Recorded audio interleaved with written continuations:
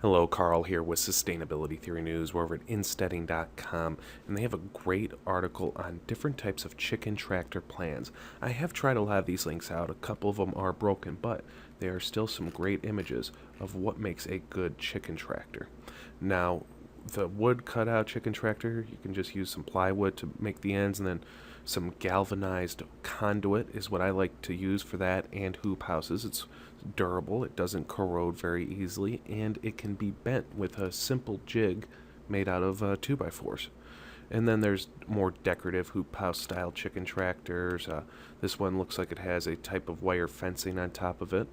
Now, if you're going to make a system like this that you drag along the ground, make sure, one, you have a rope to drag it along, but on the back side, you're going to want to put maybe the perch.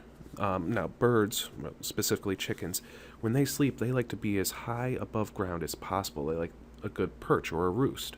And if you put the roost just 6 inches below the ground on the back edge, then it will prevent the chickens from getting caught underneath it as you're dragging behind. Sometimes their legs can get caught underneath the wood. You can also accomplish the same or solve the same problem by using a simple wheeled dolly on the back end, but it adds an extra step or two. And it looks like they used a couch frame to make that chicken tractor. Here's one made out of pallets. It doesn't have to be expensive. Here's a simple geodesic dome chicken tractor. Here's one with some nice wheels. You can get those at like Harbor Freight, and a ramp for the chickens. This one is also very simple, but it is a little heavier, might be a little bit more permanent. This one, traditional red chicken tractor plan, sort of like the Salatin model, but it's got some nesting boxes built in, looks like. This is the Joel Salatin chicken tractor, the one that pretty much started it all. Pretty heavy, a little cumbersome to move around, but very, very effective. And then here's one with a little enclosed shelter. Here's one of my favorites, the chick saw. Just 2 wheels, and you can easily move it from one part of your homestead to the other.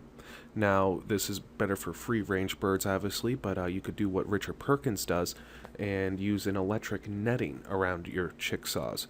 So you can still move them every day and have the chickens run around a little bit, but they won't run away from you. Here's one with a bottom run, so the wheels are pretty high elevated, but it's still got a little bit of netting on the bottom to keep the chickens confined, looks like. But they could just open up the sides and boom, let them on out and roam the area. And this white fencing there, the netting, that's an electric fence that you may want to use if you're going to get some chickens, ducks, geese, or any other sort of poultry.